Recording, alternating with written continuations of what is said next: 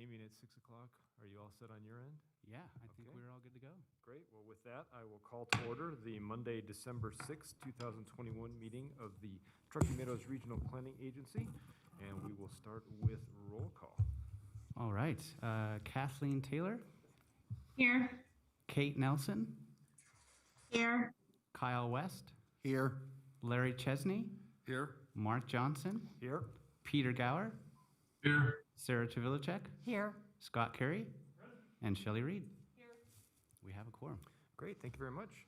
With that, I would ask everybody to stand for the salute to the flag, and this evening I'd like Commissioner Chesney to lead us, please. Sure. I pledge allegiance to the flag of the United States of America and to the republic for which it stands, one nation, under God, indivisible, with liberty and justice for all.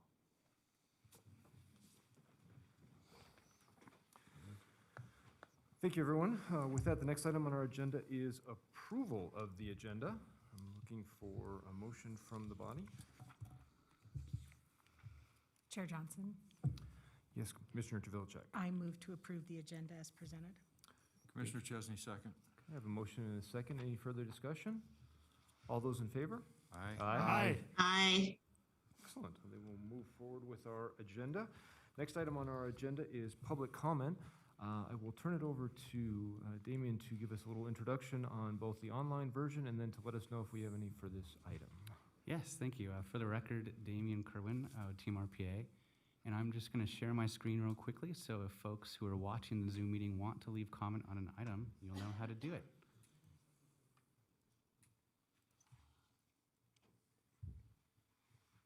Okay, so for anyone in the audience who wants to leave public comment, if you've not filled out a card, you could find it back in the corner over there.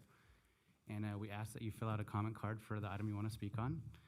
And then for those who are in the Zoom call watching this meeting and want to leave public comment digitally, you will just go to teamrpa.org as you see here, and then you will click the big red rectangle here to access a digital public comment card.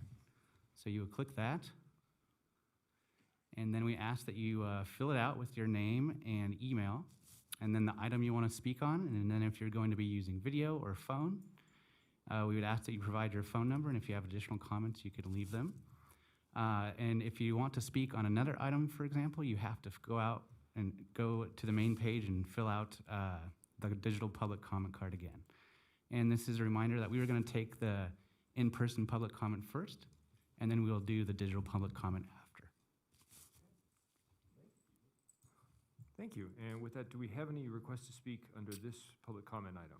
Let me just double check my email. We do not have any digitally or in person for general public comment. Okay. Then with that, we will close general public comment and move on to item number 5. We have 2 sets of minutes for approval. So the first one I'm looking for is the August 26, 2021 meeting of the Regional Planning Commission. Mr. Chair, I'll go ahead and make a motion Thank you, Chair. Here's Commissioner Reed. to approve the August 26, 2021 Regional Planning Commission meeting. Okay, thank you. I have a motion for approval of the minutes. Looking for a second? Chesney, second. Okay, I have a motion and a second. Any discussion? All those in favor? Aye. Aye. Chair Johnson, this is Commissioner Taylor. I won't be voting on the minutes. I wasn't at the meeting. Thank you. Thank you, Commissioner Taylor. You got one step ahead of me, so I appreciate that. And next, I'm looking for approval of the minutes from the September 23rd Regional Planning Commission meeting. Commissioner Gower, I'll move to approve those. Thank you, Commissioner Gower. I have a motion. I'll Chesney, second. second. I have a motion and 2 seconds, so I have a second and a third, which is exactly what I'm looking for on that. Any further discussion?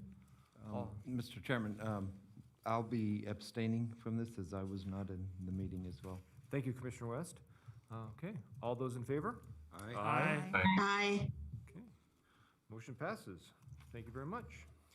Next item on our agenda is the consent agenda, item number 6. This is possible adoption of the advanced schedule of the Regional Planning Commission meeting dates for calendar year 2022. Director Smith? Thank you, Mr. Chair. For item Well, for 6A, if you guys want to pull that from the consent agenda, we sure could. Otherwise, I think we just make a motion to approve the consent agenda. Okay, so is there any discussion on this item? Okay, looking for a motion to approve. Mr. Chair, Commissioner West? I make a motion to approve the consent agenda for 2022. Thank you. I have a motion for approval. Looking for a second? Second.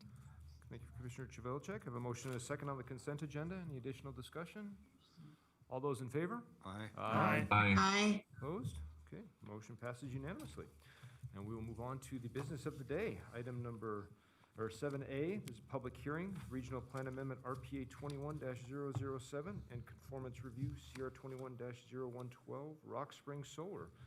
Director Smith. Thank you, Mr. Chair. This is Director Smith for the record. Yes, item 7A has two possible actions. One is for the regional plan amendment to catalog the new electricity site, utility site that is being identified, and also a conformance review of the project of regional significance. For this item, we have Shawnee Sousa, our regional planner.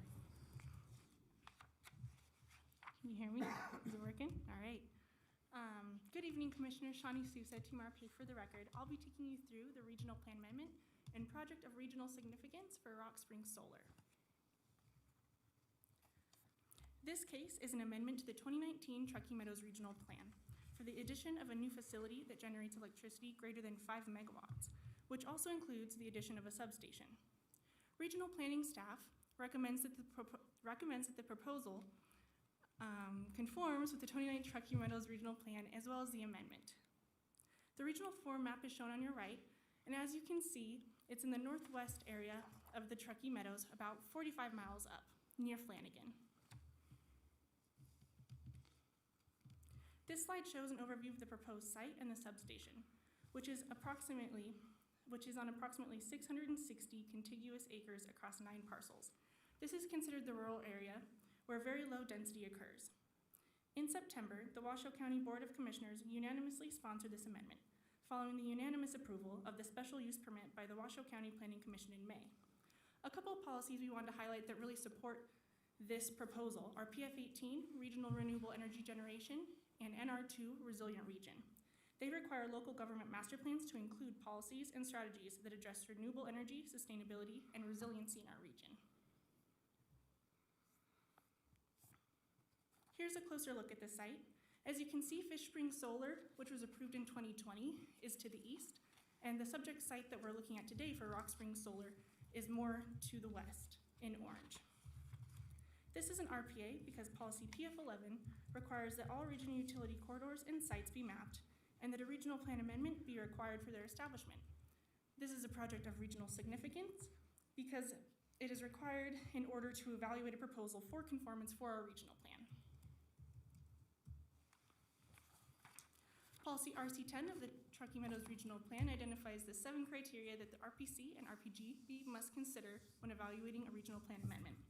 Staff found that the proposal conforms with the criteria listed on the screen above. Policy RC9 identifies the 5 factors that the RPC must consider when evaluating conformance. The proposal is not anticipated to impact the listed factors, and as I mentioned, supports policies found within public facilities and services, as well as the natural resources sections of the plan. As noted, staff recommends approval of this proposal and of RPC Resolution 2109. The proposed motion is listed on the screen, or it can be found on page 42 of your meeting packet. Team RPA, as well as Washoe County staff, are available for any questions. All right. Thank you. Thank you, Shawnee. Appreciate that. Yeah, thank you. Okay, we'll bring it back to the commission. Before I open it up for public comment, I want to ask commissioners if there are any disclosures on this item. Seeing none, I will check with the clerk to see if we have any public comment request forms on this item. Okay. Anyone in the audience wishing to make public comment on this item? Okay, seeing none, I'll close public comment and bring it back to the commission for any questions or comments. Mr. Chair. Yes, Commissioner Carey. Thank you. I had a question for staff. I was reading through the staff report, and so for the regional plan amendment, it mentions that solar energy generation facilities align with similar types of uses like ranch and other agricultural uses. I was just kind of curious, in staff's opinion, how does a 120 megawatt regional utility site align with a ranch or similar agricultural uses? Yes. Sorry. This is Jeremy Smith for the record. Thanks, great question, Commissioner Carey. I think what that is referring to, and correct me if I'm wrong, but is the rural area and the kinds of uses that you would find in the rural area. And so I think in terms of a comparison to a large solar site and a large ranch, there's a big size, large parcels, large uses that don't generate a lot of jobs or traffic, right? They're sort of like in situ uses like ranching or solar. I think that's how we have tried to make that connection. Thank you for that. Thank you, Mr. Chair. Okay.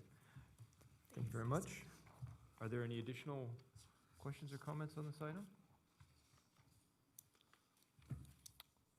Or looking for, I believe we have 2 motions on this, Shawnee? Yes.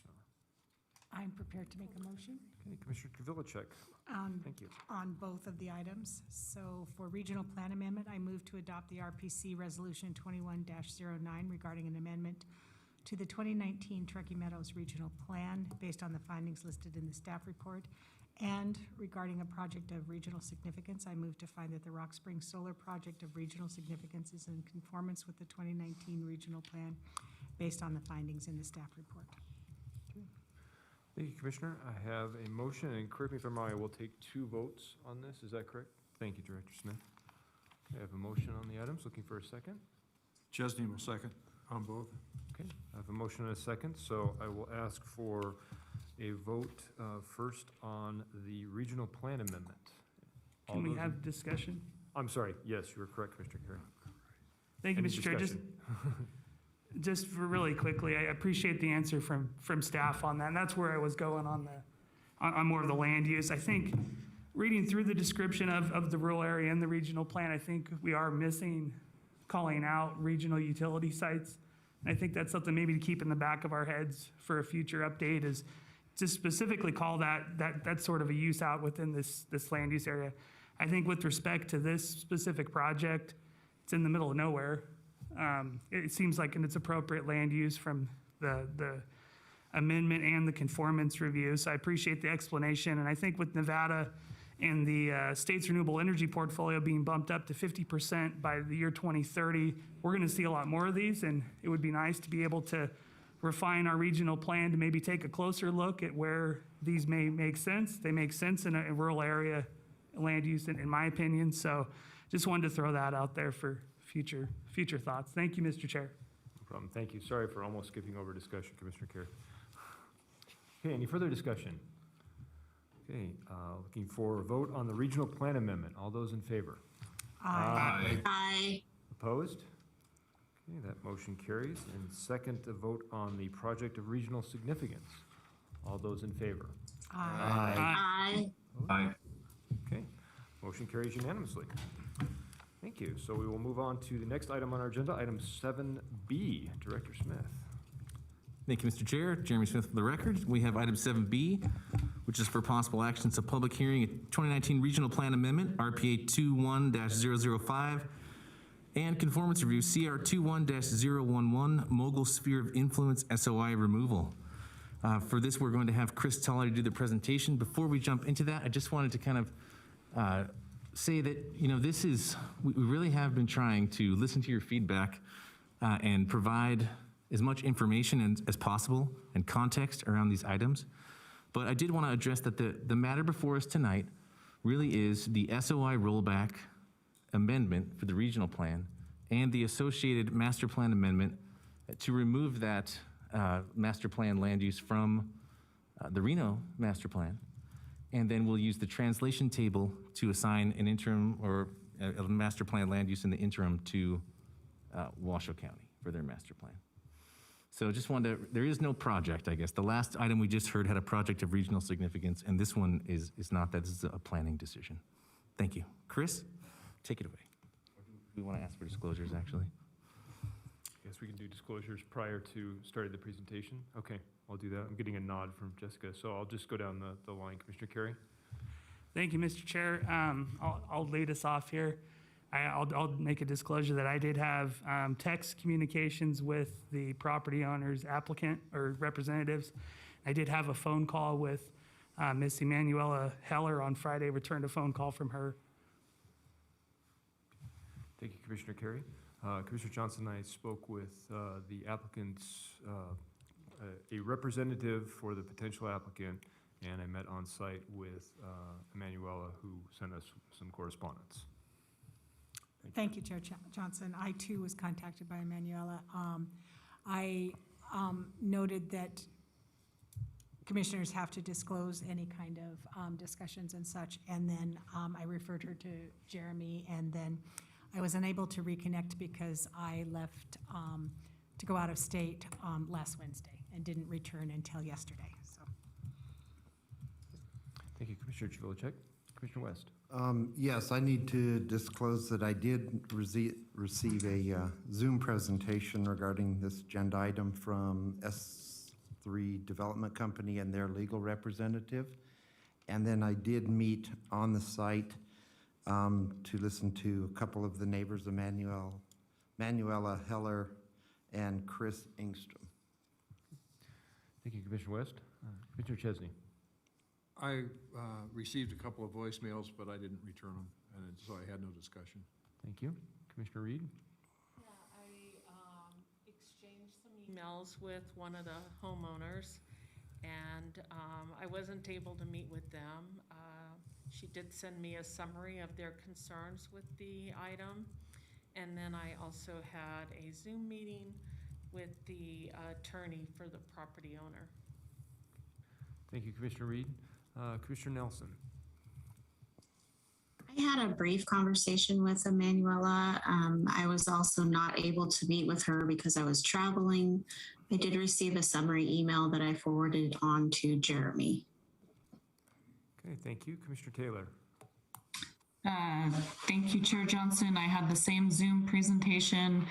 I read and received emails, and I met with Emanuela out on the site. Thank you. Thank you, Commissioner Taylor. Commissioner Gower.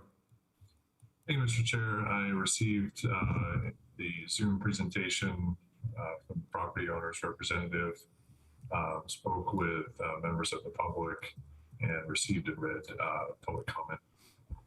Okay. Thank you, Commissioners. With those disclosures, I will turn it over to Chris for a presentation. Thank you. Good evening, Commissioners. Chris Tolley. I'm going to go through the screen sharing process here really quickly, and then we'll hop in.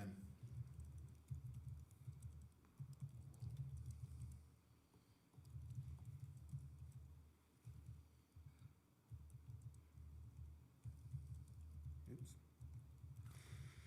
Okay, so good evening once again. This item is a regional plan amendment and conformance review of the Mogul Sphere of Influence Removal and Master Plan Amendment.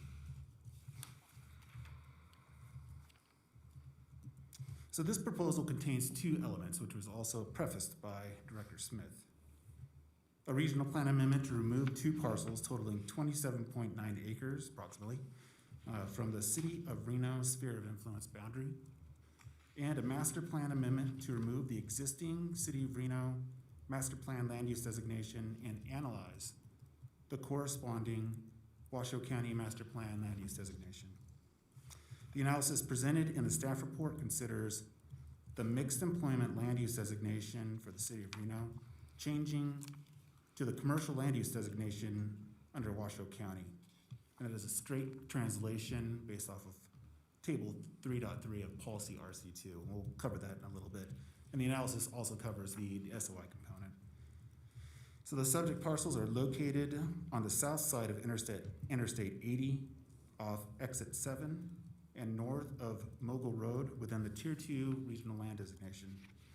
The regional planning staff does recommend that both amendments conform with the 2019 Truckee Meadows Regional Plan. So before getting into additional details or specifics of the request, we'll introduce Policy RC2, Sphere of Influence, which addresses changes to spheres of influence. So this policy specifies that the regional plan adopts the sphere of influence, or SOI, for Reno, Sparks, and they are shown on map 1. A change to a city's SOI constitutes a regional plan amendment, or RPA, requires analysis of the corresponding master plan land use that will be established on the subject site. And then local governments must confer regarding potential SOI amendment, the potential SOI amendment, provide rationale for the request, and an accompanying master plan amendment must be submitted to establish the appropriate planning authority. So table 3.3 of policy RC2 identifies the land uses as they translate between jurisdictions. As noted, staff has analyzed a straight translation of the mixed employment from Reno to commercial in Washoe County. And finally, pursuant to RC2 subsection 3.a, the conformance review analysis required for this case is not subject to a strict review of the policies in the regional plan. And building off of that, or an additional point, master plan amendments that are not in line with a nearly equivalent land use would require a substantive, or normal, review of regional policies pursuant to subsection 3.b. And then to go over some history and the rationale provided by the city of Reno. So between 2000 and 2002, the site's jurisdictional status changed to be included in the city of Reno's SOI. The inclusion in the SOI was related to the 2002 Truckee Meadows Regional Plan update effort. Upon inclusion to the city's SOI, the subject property was designated industrial, and that was based off of Washoe County's land use of industrial, as we understand, but was never zoned by the city of Reno. The land use was updated through the Reimagine Reno Master Plan update process to mixed employment. And then prior to the recent approval by the Reno City Council to remove the subject property from its SOI, and that was a sponsorship. The property owner pursued a SOI rollback previously and a special use permit for a mini warehouse and industrial business park. However, both those requests were denied. And then the city of Reno staff indicated, and this is the rationale, that the property owner made a specific request because the property was never zoned or annexed by the city of Reno, and the property owner desired to move forward with development on the site under Washoe County's jurisdiction. And then finally, based on materials submitted and discussions with the applicant's representative, regional planning staff recognizes that the owner desires industrial land use for the subject property. However, regional planning staff cannot recommend or analyze based on a scenario that is not officially proposed.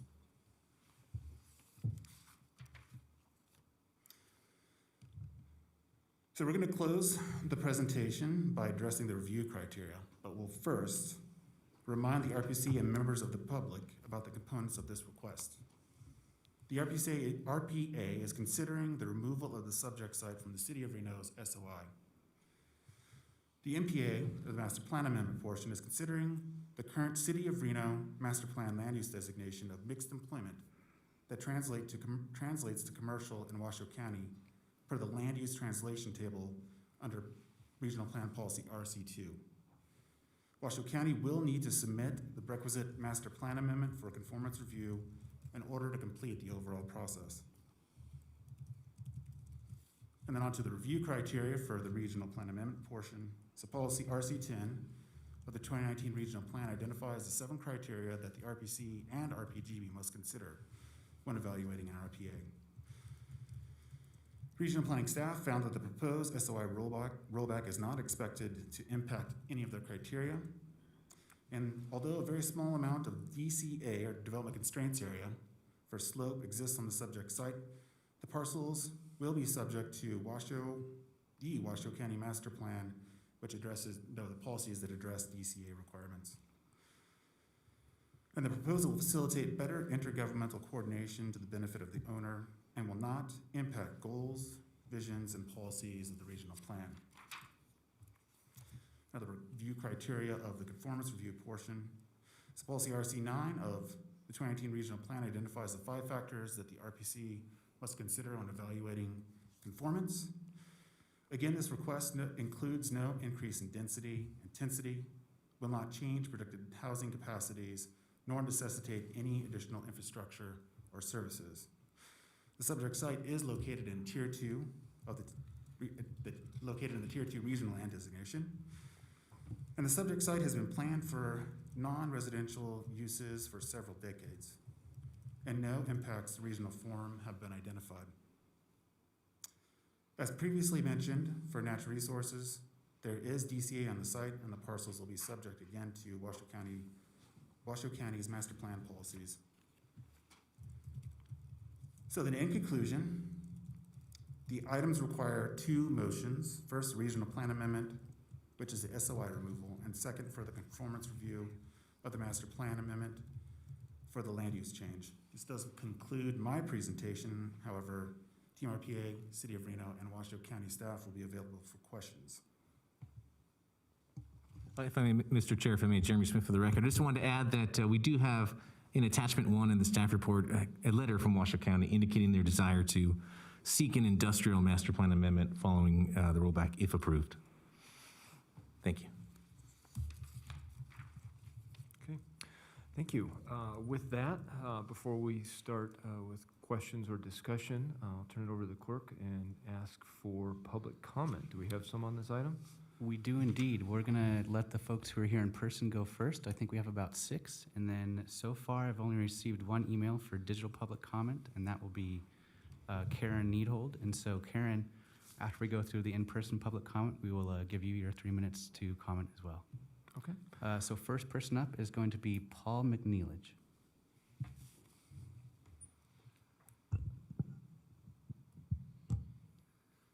Do you want me to launch it?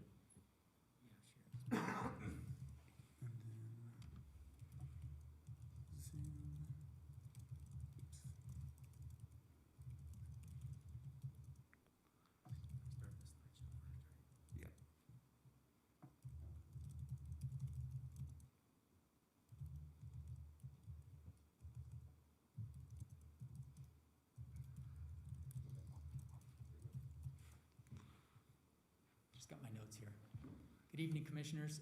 My name is Paul McNeilage, and I'm here to speak in opposition to the rollback of the SOI. Background, these are really significant parcels in the region. They lie right along the east-west corridor of I-80, and decisions regarding these parcels deserve very careful consideration due to the impact they will have on the regional community in terms of traffic safety and infrastructure. That includes Mogul, Verdi, and regions to the west connecting to Reno. There is no hurry to make this decision. It should be given careful consideration. Policy RC2, as you just heard, states that there should be a rationale for removal from the SOI. The only rationale that I could see provided in the staff report is that the owner desired to move forward with development under Washoe County jurisdiction. There is no word in the rationale about benefits to the regional community, okay? Why is the city representing the interests of the owner here? I would suggest that it's because the owner is well connected, and due to the background on this parcel, we think that there's a desire to avoid public hearing in the county where there has been public hearing in the city in the past, and there have been difficulties for developers there. Continuing on, policy RC2 specifies that policy RC2 is supposed to give decision makers clarity about the end state of the parcels. But as we've heard here, there's not that clarity, okay? So you've already heard table 3.3 designates missed employment goes to commercial. That's here again. But the staff report makes it clear that after that commercial designation, it's gonna go to industrial, right? And so this is not a clear process, right? The owner desires to maintain the Washoe County designation, industrial zoning. And there will be an immediate request, which is gonna come back before the Regional Planning Commission. It's a 2-stage process. This is not clarity. This is not a clear process, okay? Moving on to policy RC10, subsection 6, consistency with vision, goals, policies of the regional plan, okay? The conclusion of staff is that it's not anticipated to impact goals or policies, but we can't make that finding This proposal is not consistent with vision and goals. It contradicts the Reimagine Reno plan, okay? So 2017, these went to mixed employment, and this is not consistent with that. It's going back to industrial. So the question before you, I would reframe it as, you know, are we doing forward-looking planning, or are we doing backward-looking planning, okay? Due to these two items, subsection 6, subsection 2, I say that this is not consistent, this is not forward-looking, this is regression to older designations, and I would recommend that you don't approve this rollback and give it more time, give it more consideration, send it back to the city. If there are zoning issues, let it be sorted out there. Thank you. Thank you. Okay, and next up, we have Emanuela Heller McNeilage, and then after that will be Chris Ingstrom.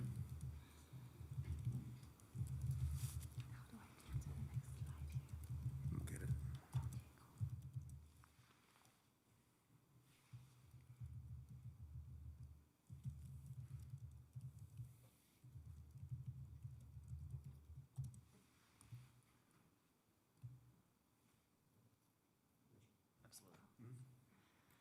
Good evening, dear commissioners. For the record, Emanuela Heller McNeilage. In 2018, the city denied the removal from the sphere of influence unanimously due to a lack of public hearing process in the county. In 19, the city turned down a development because of incompatibility with surrounding uses and semi-truck traffic as a primary concern. In 21, city reverses its course and votes to remove it from the sphere. And it says in the staff report that this would most likely preclude any public hearings because in the county you have different triggers for a public hearing for cuts and fills, for example. So let's look at differences in the city and in the county for cuts and fills. In the city, it's very clear. You need a permit on that lot. We already know that.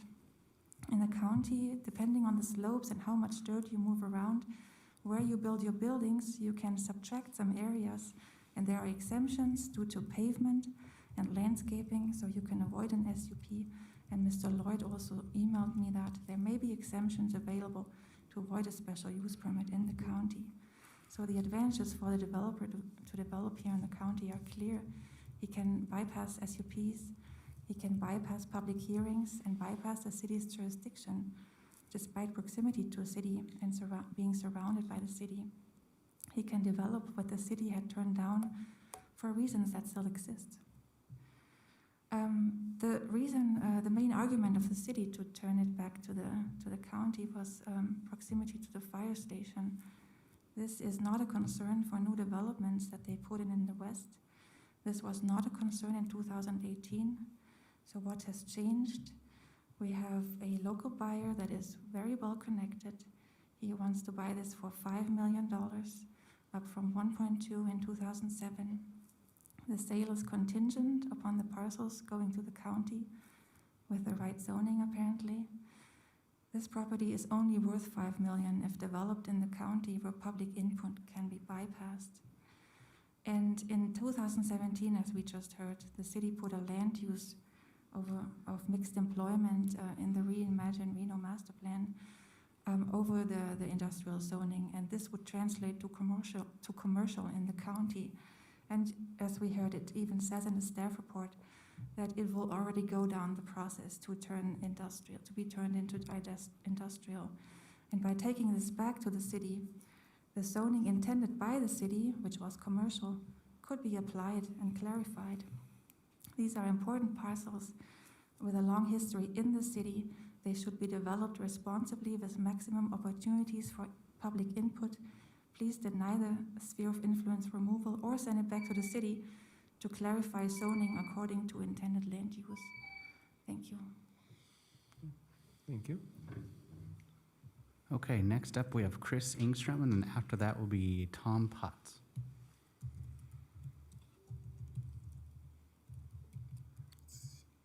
There we go.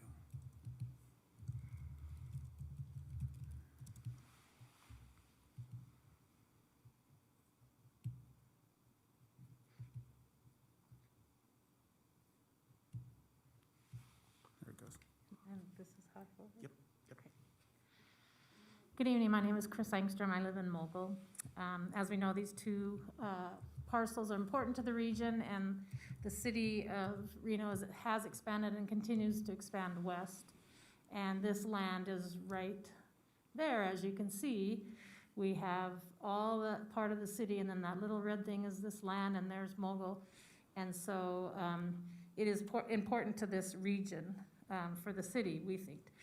The biggest thing that whether it's the city or the county, or whoever, is this this dangerous intersection where we have 4 freeway ramps, 5-way intersection, 2 ungated train crossings. We have bikes coming and going with the Pyramid Trail, and a lot of recreational use, which will be increasing with the county's plan to develop that area for the trails.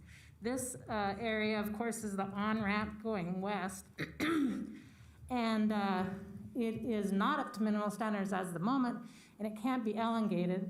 It is 230 feet, and it's supposed to be greater than 300 to 500 feet. So when a truck merges there going west, it can only get up to 30 miles per hour. And the recommended speed is 60 miles per hour. And that's just for trucks, normal trucks that are already in Mogul, let alone trucks that would come into some sort of a business plan over there. Crash data supports this. There are 3 times more wrecks going west and that intersection than there are east. And the RTC plans on a 5% increase of traffic. So that's gonna get worse. These are the things that you addressed. I don't believe that you addressed 1 and 7, or not you. The RC10 did not really address 1 and 7 sufficiently. Zoning will have a big impact, as we've been hearing, and any decision about the future of these parcels needs to have deep consideration. The city's been involved in this land, we know, since 2002, and since 2017. We already talked about everybody, the mixed employment and how it would translate. However, it's the buyer that wants it to be. So the applicant is the city and not the buyer, and even though you made that, Mr. Smith, at the beginning, we continue to talk about the buyer and his plans. So I would like you to please deny the removal or send it back to the city to clarify the zoning before giving up the sphere of influence.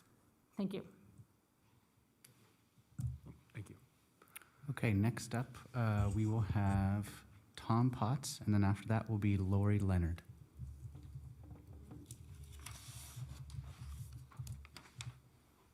You didn't have a presentation, right?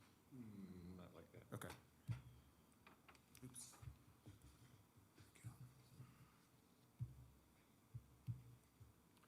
Hi, my name is Tom Potts. I'm a resident of Mogul.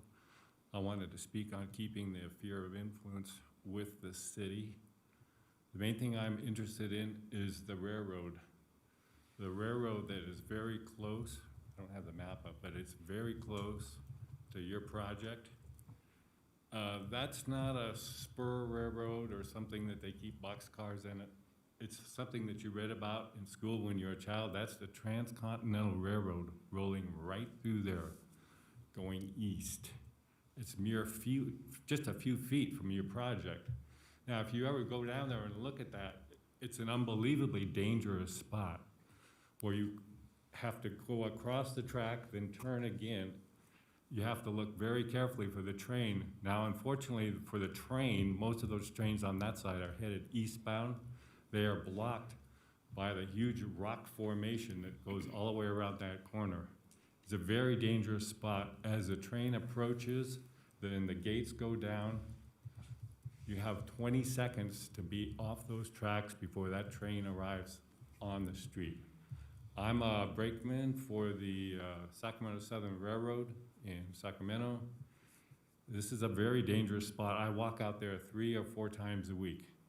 I urge you to be careful on how you consider this. Thank you. Thank you. Okay, next we have Lori Leonard, and then the last in-person public comment I have is Ron Kamikow.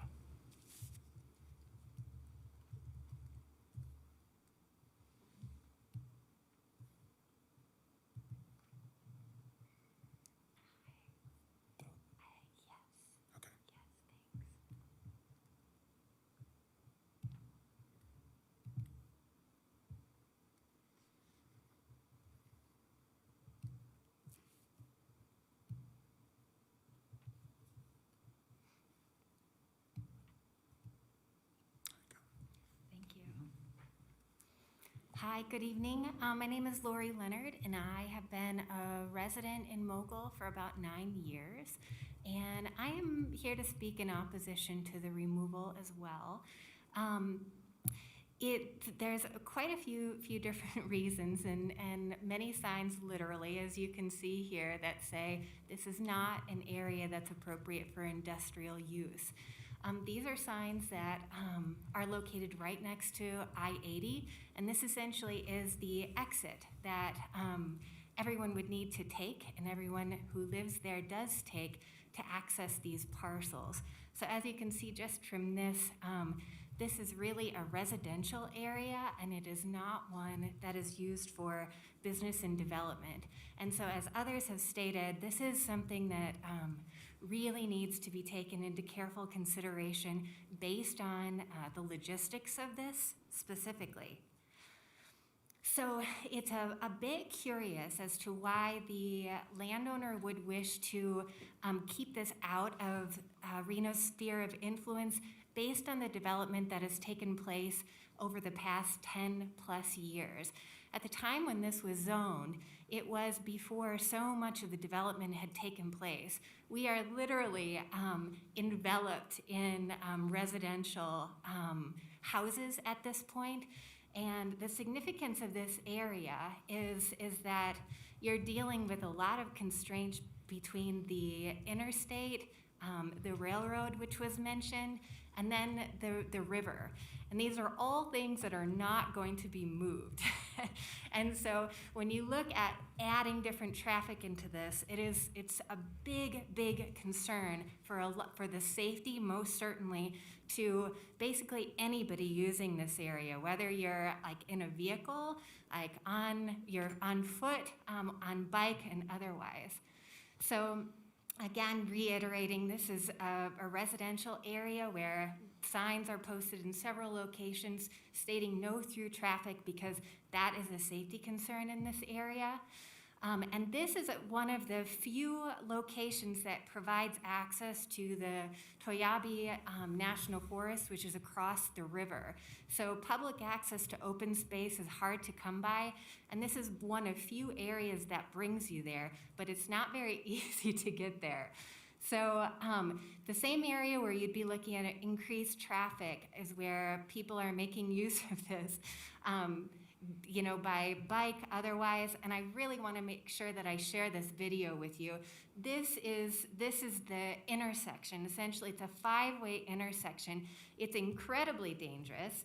And this is me heading under the interstate here. This is going straight towards the railroad tracks. To get to these parcels, you'd be going to the right here.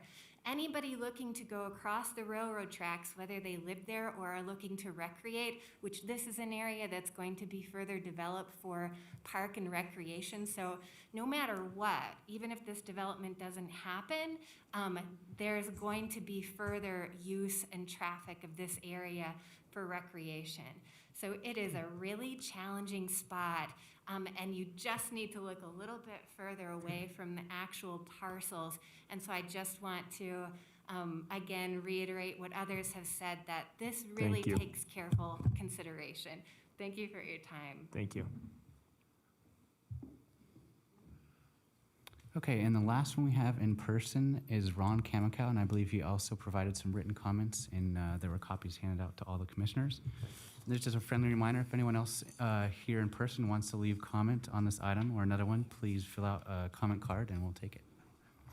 If not, we will then go to the people in the Zoom call after this. Good evening. My name is Ron Kamikow. I live at 10265 Mogul Road. I've been there about 15 years. I'm a locomotive engineer for the railroad. I agree with all of my neighbors who have just spoken. This should remain in the City of Reno's sphere of influence for the reasons stated. My chief concern, as the sign says, is to provide and sustain a safe, secure, and healthy community. I've been driving across the tracks there for 15 years, and I've been watching the antics of the motorists. There's not a lot of traffic there really now, but the things that go on and take place at that crossing because it's so convoluted and so confusing. You really need to go and have a look at the crossing, drive through it before you can really appreciate the danger. Having railroaded for 25 years, I've been in a series, as every one of my colleagues has, of running over pedestrians, having vehicle-train collisions, and I can guarantee you the vehicles always lose, but we lose too. I was in a wreck 11 years ago out in the desert. My train was hit by a tandem semi-truck. It killed the conductor, it killed the semi-driver, and it killed 4 passengers. So I have a special interest in seeing this crossing become safe or safer. The Washoe County has recently purchased parcels along the river and has great plans to develop them. The neighbors and I have talked with them about their plans, the potential to build a bridge across the river, the potential for having a lot more vehicular traffic, skateboards, bicycles, pedestrians, all using this section at exit 7.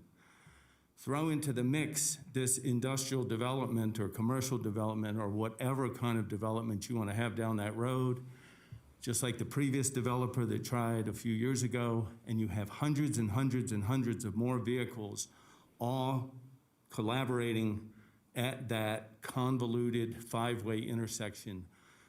As any railroader can tell you, when you have a railroad crossing in very close proximity to a very complex intersection, you are asking for disaster. A huge number of the train vehicle collisions that take place in this country are at crossings like that one.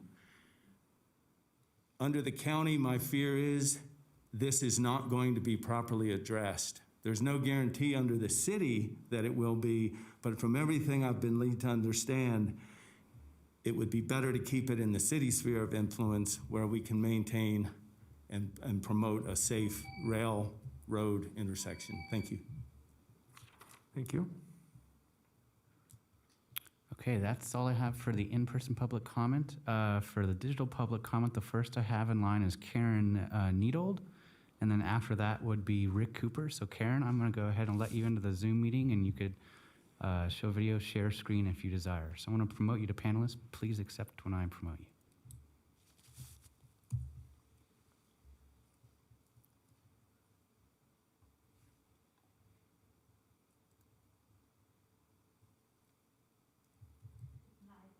Oh, Nyhold, thank you. So Ms. Nyhold, whenever you are ready, you could start your video, and if you're sharing screen, you could do that as well, and we'll give you 3 minutes.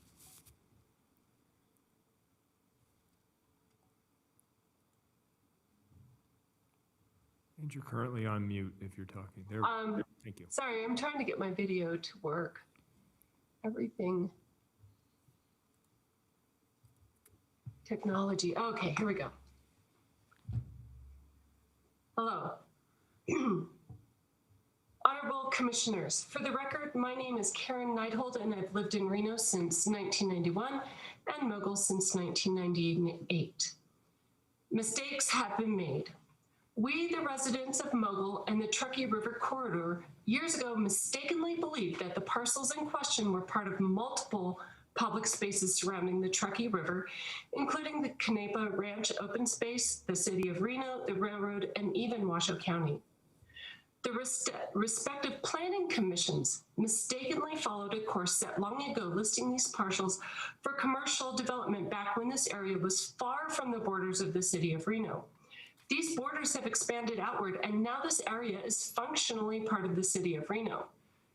The areas surrounding the sites in question have been residential since the 1920s, and they have experienced significant residential growth starting in the 1980s, and it continues today in Upper Mogul. It is at that time, back in the 80s, the Planning Commission should have recognized this change and altered the zoning for these parcels to something more complementary to the residential growth, which is the obvious economic driving force in the area. Now that Mogul and the area around I-80 Exit 7 is primarily residential, the impacts of a project as large as the proposed development is more complex than simply following a course set in the 1980s and continued in 2019. The proposed development and consequential traffic, trucks, and non-residential traffic traveling through Exit 7 interchange creates a safety issue for the current and existing residents. Mistakes here will be deadly. The five-way intersection we've already heard a lot about. The entrance to I-80 West and how trucks can inadequately reach speed. There's a school bus stop near the proposed development, and the Tahoe Pyramid Trail travels through this intersection, which encourages bicyclists and pedestrians traveling in this area. Let's stop making mistakes.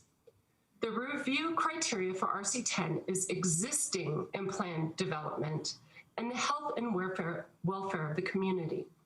Given the size and critical location of this property on a vital east-west corridor for the region, any decisions regarding the future of these parcels should be given more in-depth consideration by turning the SOI removal down or sending it back to the city for greater clarification of the future zoning.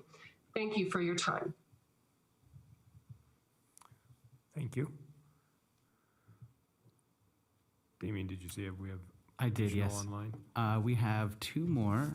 Rick Cooper, you are next, so I am going to now promote you as a panelist, and Karen, I will put you back as an attendee. Thank you for your comments.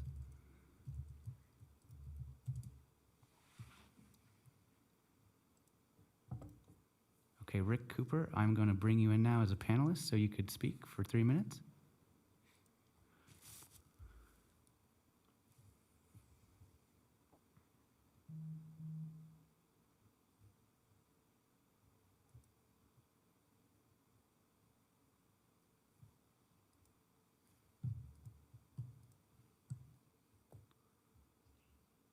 Okay, Rick, I believe you have the ability to talk. If you want to join via video, accept the invitation to be promoted as a panelist, but if you simply want to speak, I believe you have the ability to do so.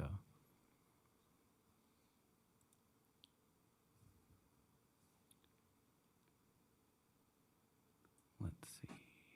Oh, oh, yep. There you go, Rick. I think if you speak, we should be able to hear you. Okay, I really have no comment right now. But the reason I did this was so I could get on the Zoom call. Gotcha. Okay, no worries. Thank you so much. I'm going to change your role back to an attendee. Thank you. Of course. And then the last person I have who's filled out a digital public comment card is Lori Bumberger. I don't see Lori on here, but I see a Gary, so I'm going to go ahead and allow you to go into the meeting if you want to speak on Lori's behalf. So I'm going to promote you to a panelist. If you want to accept that, we'll be able to see video, and if you want to share a screen, you can.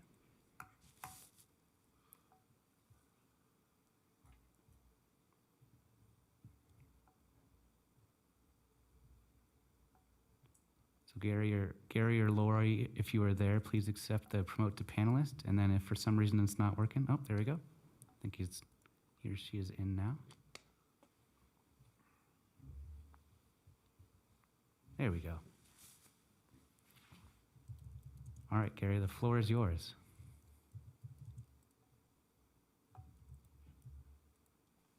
The question that we have is why S3 or Blake Smith being identified as the owner when the property has not transferred into his ownership yet. But I believe that might have been addressed earlier, saying it was part of the contingency of the sale to go into the county.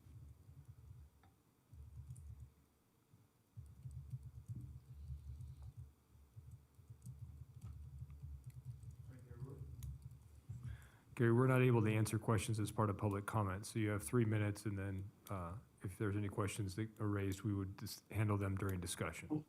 So the floor is still yours for 2.5 minutes.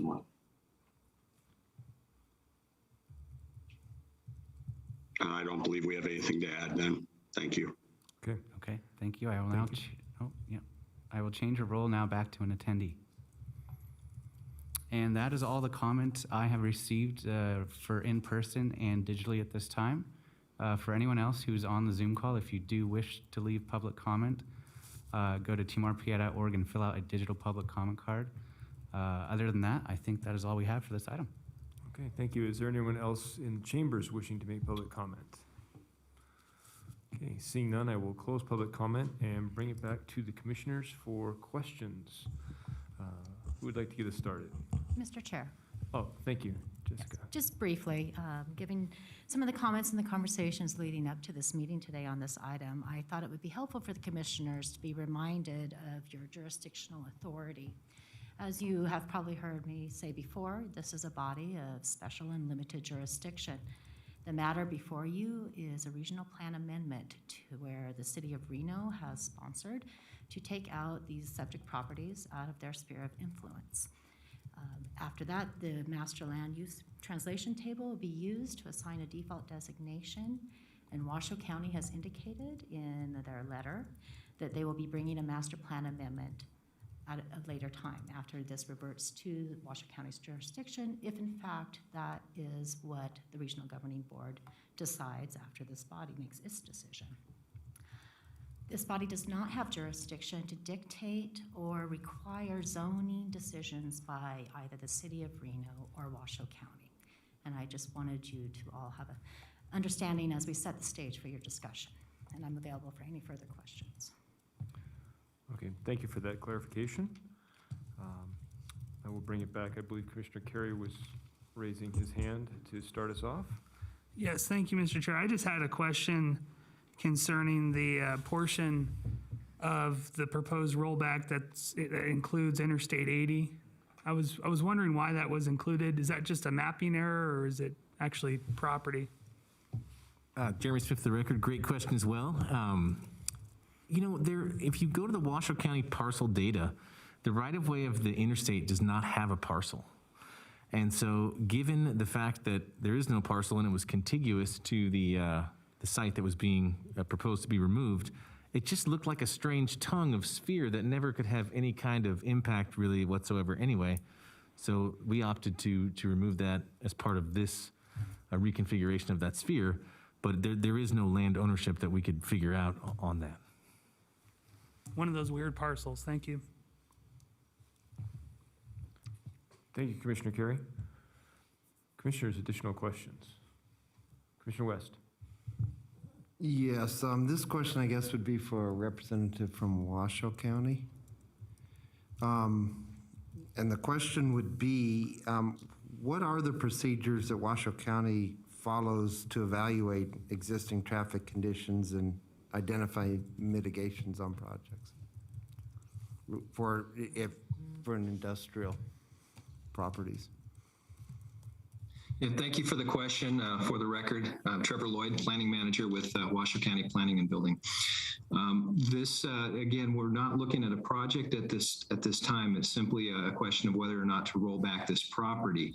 We will go through a process, a master plan amendment, assuming it is reverted back to Washoe County's jurisdiction. At that time, we will ask for representatives from NDOT to comment on such a situation. Unfortunately, we cannot condition master plan amendments or regulatory zone amendments for that matter. And so essentially we would need to follow code when there is in fact a project to review. Thank you. Thank you, Commissioner West. Additional questions? Those of you on the Zoom call, Commissioner Taylor, thank you. Thank you, Mr. Chair. I have a quick question. I read something that parts of this site had some historical history or designation to it, and I was wondering if somebody could maybe answer that, address, or clarify what that is. And then also, we received a comment about the timing of this request, and if anybody could elaborate on that, why this is coming before us now. Thank you. Jeremy Smith, the record, great questions. I'm not sure. I've heard that there is a historical marker on the site, but maybe City of Reno or Washoe County staff have more information to that effect.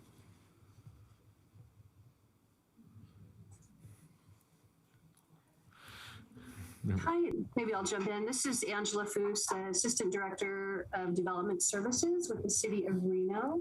So I believe in looking back, just on some other notes on this property, it looks like there is a historic marker on the site. It was put on there by the State Historic Preservation Society, and it was something that was coordinated through NDOT. So while I don't have a lot of details on it, it does sound like there is a historic marker on the site.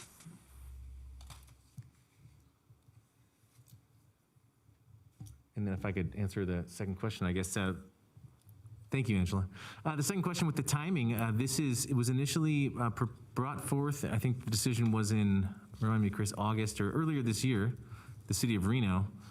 There was a continuance. We were going to bring it in September, and we had it agendized. We pulled that. There was a continuance, I think, to figure out, some of what was going to happen after, if it did roll back in terms of the zoning on the site.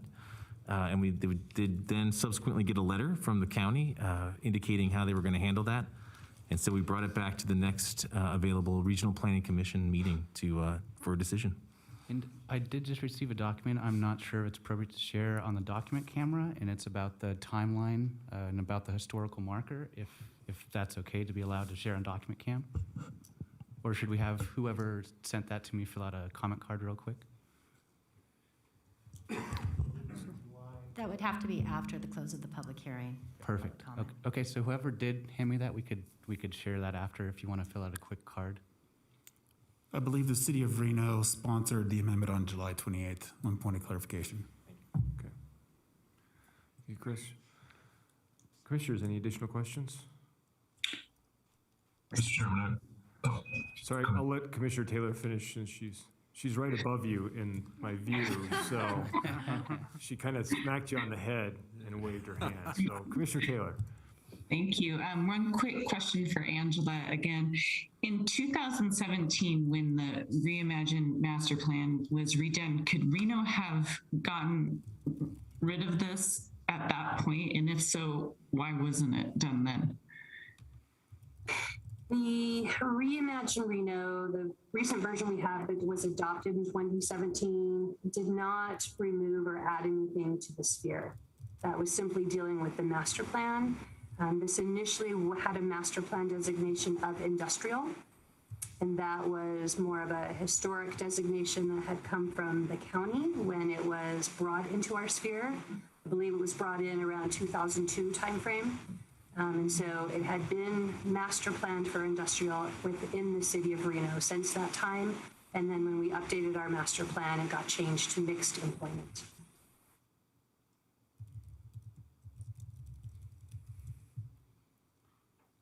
Okay, thank you. Commissioner Taylor, do you have any additional questions? Okay, Commissioner Gower.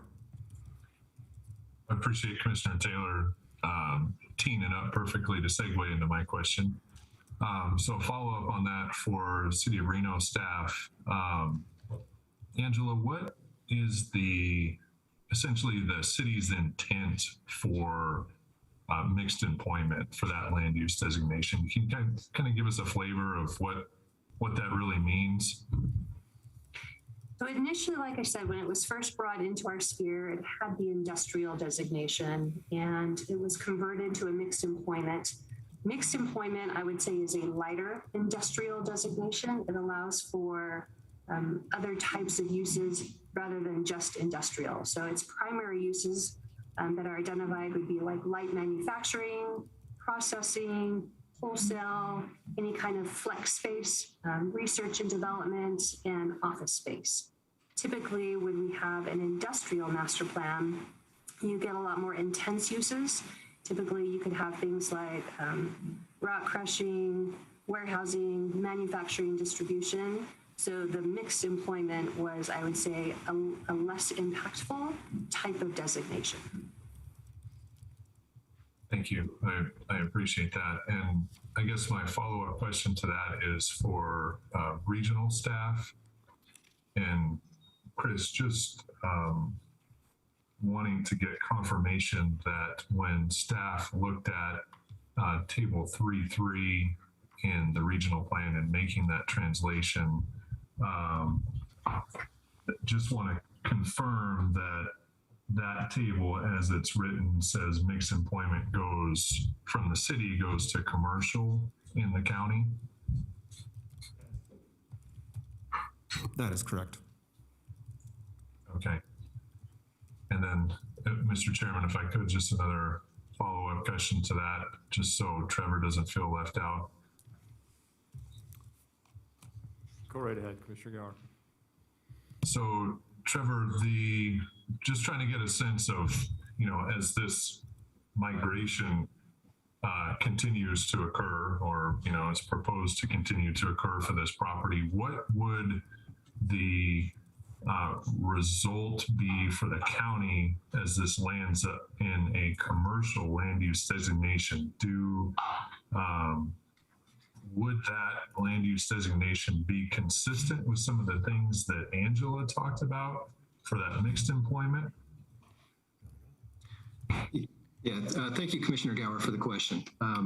Again, Trevor Lloyd with Washoe County. What you would have is a situation where the land use designation of commercial that's coming into Washoe County would not be consistent with the current zoning, which is currently industrial. And unfortunately, the county really doesn't have a light industrial category. So for that reason, we would bring forward and propose an initiation and process a master plan amendment so that the master plan land use and the zoning are consistent. So we would likely request an industrial land use to be consistent with the existing zoning. And Trevor, just to clarify, so as I understand it, the property in the city now is not zoned, right? It just has a master plan land use designation of mixed employment.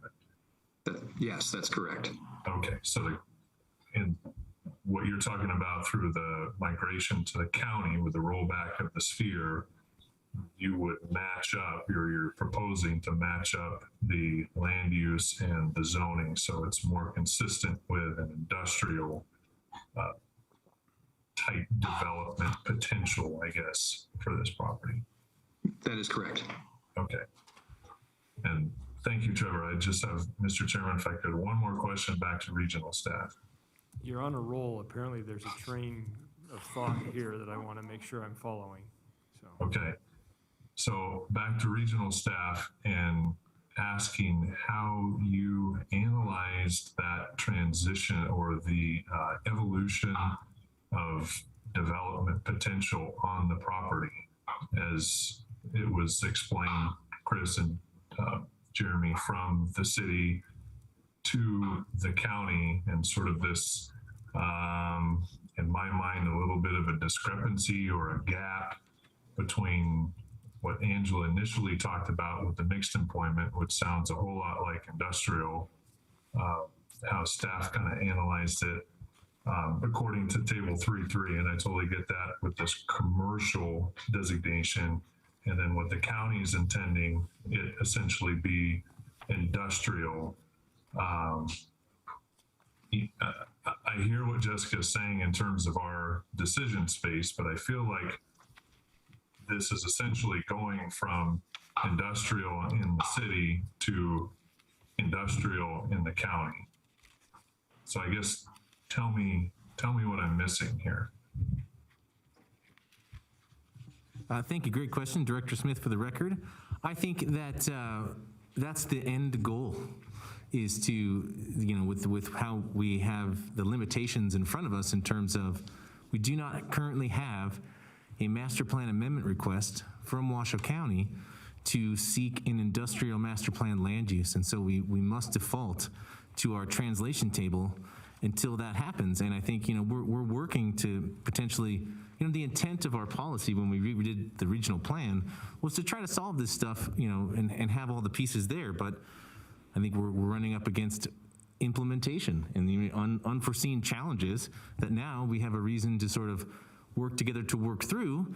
I think we can find a path forward in the future that allows the space for Washoe County to suggest the state they would like to have if a rollback is proposed, but we're not there today. And so today we're beholden to this translation table, and the best way we can figure out how to move forward is to acknowledge that and acknowledge the fact that Washoe County is going to seek the master plan amendment if the rollback is approved, and then we would once again analyze the land use and bring it before this body for a decision.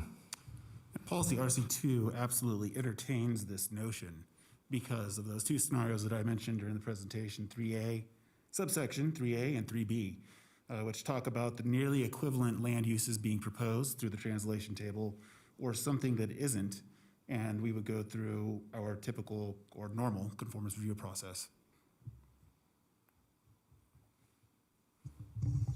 Did we answer your question?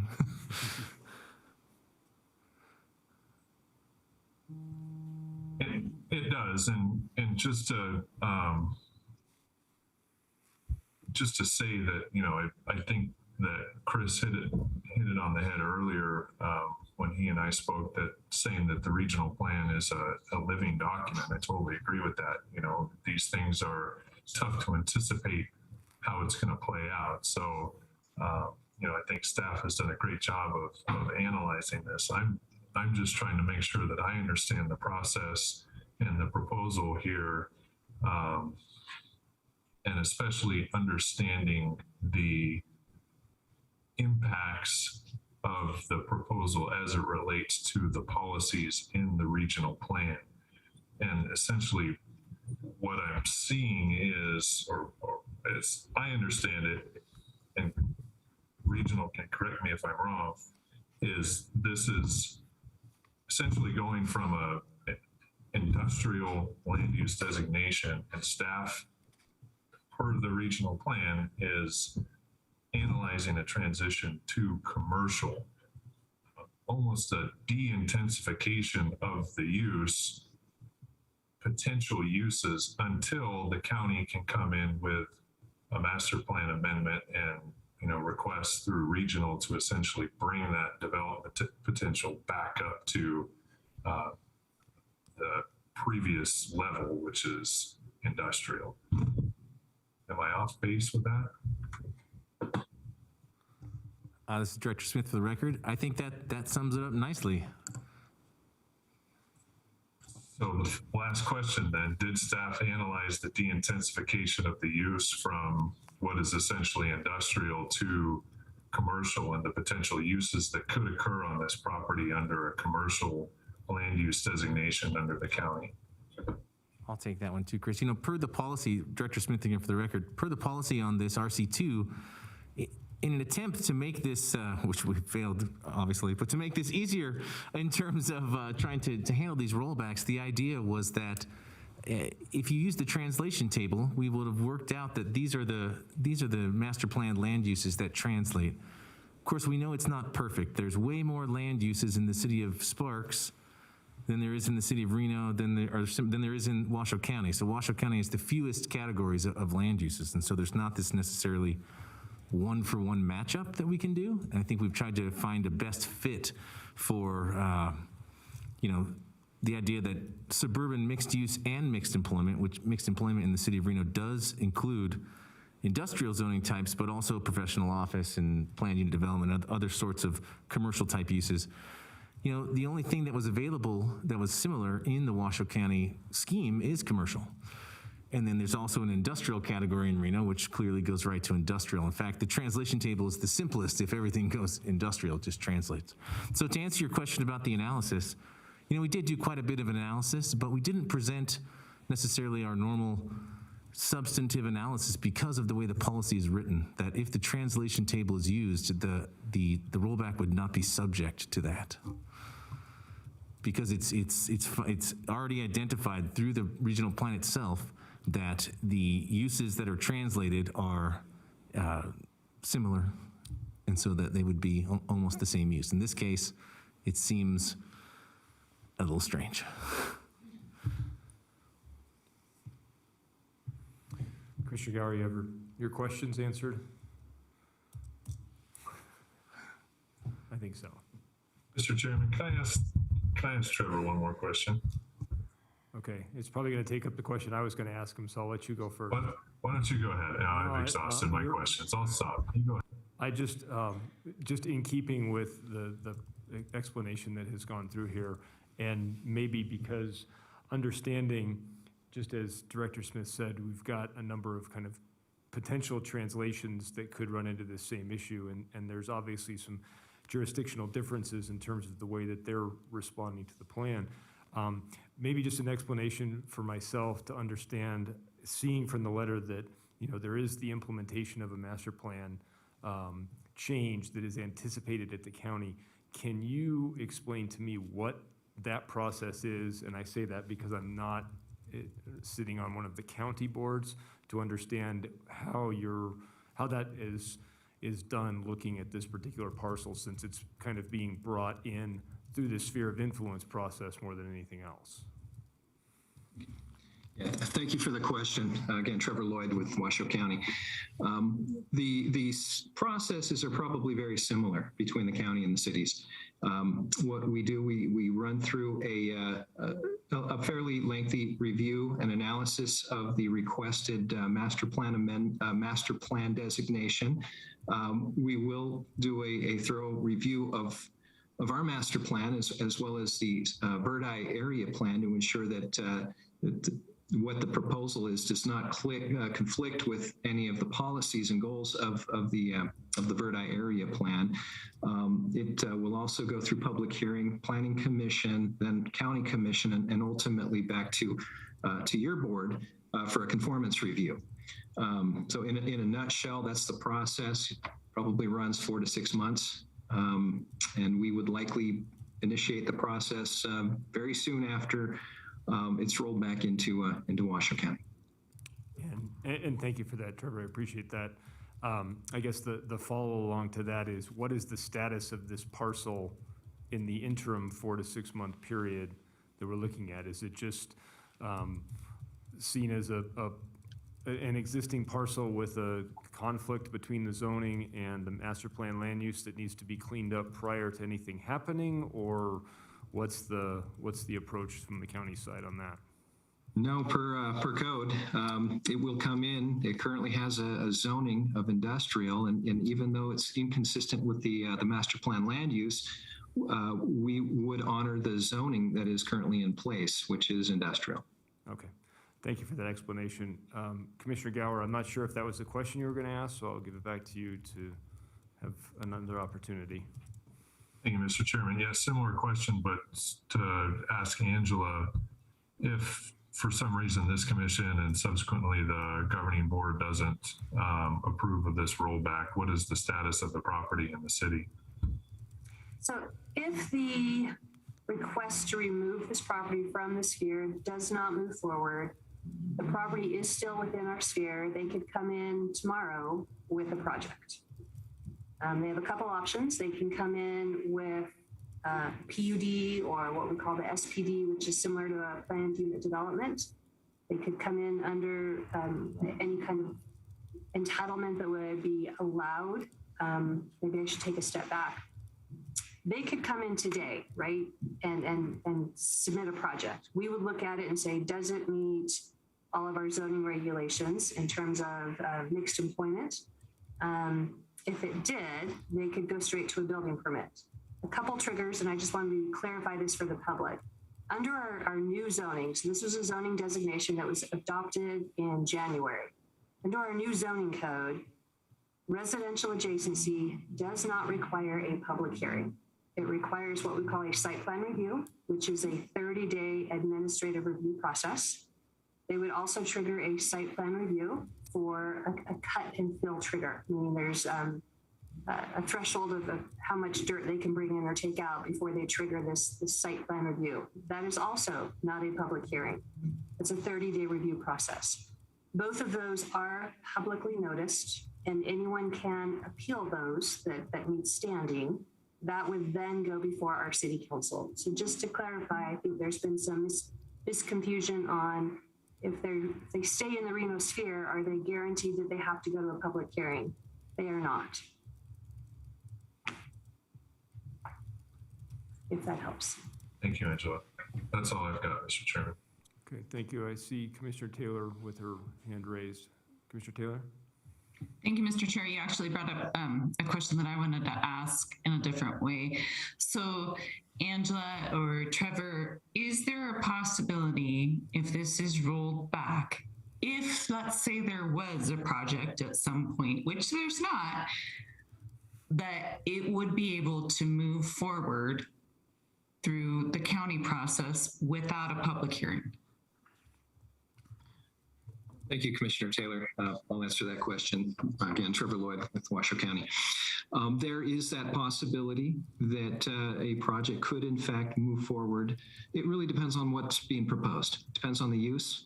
We do, if there's significant grading, very likely it would trigger a special use permit for the grading. But before we have a project, it's, really can't answer that question with certainty whether or not, a public hearing is going to be required. Okay, thank you so much. Commissioner Javilicek.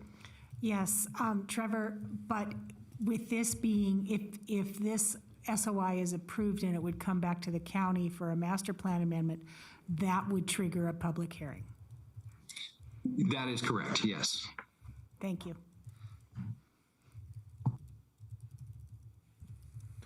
Commissioners, any additional questions? Okay, I guess discussion. Anybody have any discussion items to go over based on the answers that we've heard this evening? Don't all speak at once. Usually I look to Commissioner Carey because he normally has his hand up, so I'll just. Sure, I'll jump in. Appreciate that. You're welcome, Mr. Chair. Appreciate the questions and dialogue from my colleagues today. I can certainly appreciate all the public comment and the concerns that were brought up tonight. In particular, the railroad crossing is of concern. But from my perspective and our legislative mandate as a regional planning commission, I think that the future development concerns that were brought up by the public are really outside of our scope with respect to this proposed rollback. I can also very much appreciate Washoe County's willingness to immediately process a master plan amendment for industrial.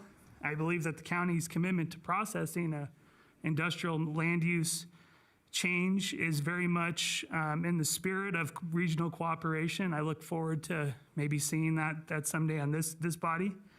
I hope that the county staff and the property owner were paying close attention tonight to the public comment. I mentioned the railroad crossing, but I think there's some other concerns too that hopefully whatever happens with this rollback could be worked out between the county. But I think from a regional form and regional plan perspective, I believe that I can make the findings, and I support staff's recommendation of this sphere of influence rollback. I think collectively, we as a region have identified these subject sites as a Tier 2 growth area. And under the Tier 2 growth area in our regional plan, we have collectively as a region said that both commercial and industrial designations are acceptable uses. And so from my perspective as a regional planning commissioner and in support of our regional plan, I think that this area has been deemed as acceptable area for growth as a Tier 2 area, whether that be in the city of Reno or in Washoe County, whether that be industrial or commercial or some sort of other acceptable Tier 2 use. So I believe that I can make the findings and look forward to the future discussion from my colleagues. Thank you, Commissioner Carey. Any additional discussion items? Commissioner Reed? Yeah, I agree with Commissioner Carey. I don't know how often that happens these days. And I empathize with the residents' concerns, but we're not voting on a project right now. We are only looking at moving the sphere of influence from Reno, who can't service the area, back to Washoe County, and that's all we can vote on. So I will be supporting the motion. Thank you, Commissioner Reed. Commissioner Javilicek? Thank you. You saw that I was going to push saw that you button. were- Yes, making sure that microphone. Thank you very much. And I, again, appreciate all of the community input, and my colleagues on the Washoe Planning Commission and my colleagues as we went through the regional plan update know that I'm a strong advocate for community involvement, and Trevor is already nodding his head to that effect, is that I can assure the public that no matter what jurisdiction this is, there's always an opportunity for input. So thank you. Thank you, Commissioner. Additional items? Commissioner West? Yes, I think a lot of my questions or concerns, have been answered both by Angela and by Trevor. Again, I think there's a lot of misunderstandings in regards to what this move would result in for the public. I mean, nothing, from what we're hearing, nothing is guaranteed until a project comes in at whatever particular zoning ultimately, is set up. And that's several steps down the line. I do feel that, there are a lot of concerns, especially with the traffic in that area, but I also understand whether a project came through City of Reno or came through Washoe County, that there are processes out there that will require an investigation or an assessment by NDOT, regardless of what agency ends up reviewing those projects. So I would be comfortable in agreeing with this motion as well. Thank you, Commissioner West. Additional items from Commissioner Taylor? Thank you, Mr. Chair. I just wanted to say, I feel like there's maybe an elephant in the room that we're not looking at a project, but all of us well, not all of us, myself and some other commissioners did receive presentations on a project. So I know we can't make a decision based on a future project. I've seen the presentation for a future project. I will not be making my decision based on that project, but I also think that just, if we're going to industrial, commercial to commercial, that doesn't necessarily mean that something industrial or the use is approved for that site. And the City of Reno, basically, what I understood, said when they had a project that they looked at, that they weren't going to serve it, and so said, we don't want this, and kick it back to the county. So I'm probably not going to be supporting this just based on the regional plan amendment findings 3, 6, and 7. But I do appreciate all of my commissioners and the discussion that we've had. Thank you very much. Thank you, Commissioner Taylor. Commissioner Gower? Thank you, Mr. Chairman. Similar comments to Commissioner Taylor. I think fundamentally we're looking at the use here. It's, an SLI rollback, but we're looking at the uses that would be allowed. It's clear from the history of the property that the intent for a long time has been industrial development, and there's been a lot of activity to move forward with that use category. This is really just a perpetuation of that effort. Our decision space right here is very narrow, as Jessica said. I would echo Commissioner Taylor's sentiment that we understand that there is a project being proposed, and I would say that it's maybe a little bit unfortunate that the city has decided to move this forward into the regional arena to advance a project by pushing it essentially over into the county's lap and not necessarily evaluate the appropriateness of certain types of development on the property, whether it be in the city's jurisdiction or in the county. So unfortunately, we can't make a decision, based on previous actions. The city's come forward with an application, the regional, for this request. what I would certainly hope is that in the county's process, that there is consideration of the appropriateness of the use in this area, and not just default to industrial like has been done in the past. And clearly there are some issues with industrial development in this area. So I feel like my decision space is narrow, but certainly through future processes, I hope that some of these issues related to project-specific impacts can be avoided through, county policies. So thank you for that opportunity to share, Mr. Chairman. Thank you, Commissioner Gower. Any additional comments? Commissioner Chvillicek? Thank you, Commissioner Gower, for bringing that up. It's this body has heard me say this any number of times, and Washoe County Planning Commission has probably heard me say it more than they ever want to hear me say it. The issue that I have is that when a deliberative body such as a city planning commission or a county planning commission has before them a specific item, and it just muddies the water when a developer or a developer's representative moves forward and says, well, here's what we are thinking about doing, or here's what we could be doing, instead of taking the incremental steps that we need to do in terms of looking at what is before the deliberative body at the time and not muddy it with a development. That is disingenuous to the community, and it's disingenuous to the public input. Thank you. Thank you, Commissioner Chvillicek.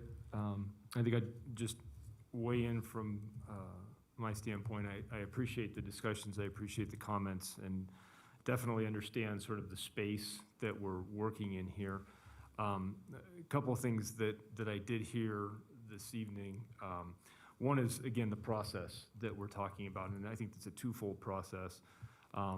What this has kind of brought up is sort of an issue with maybe our own policies, and I think in terms of how we're looking at things. And I think when you talk about sort of muddying the water, we have a situation where we have a policy issue and conflict between regional and the county that is further complicated by moving ahead in the process in terms of thinking about what this could be.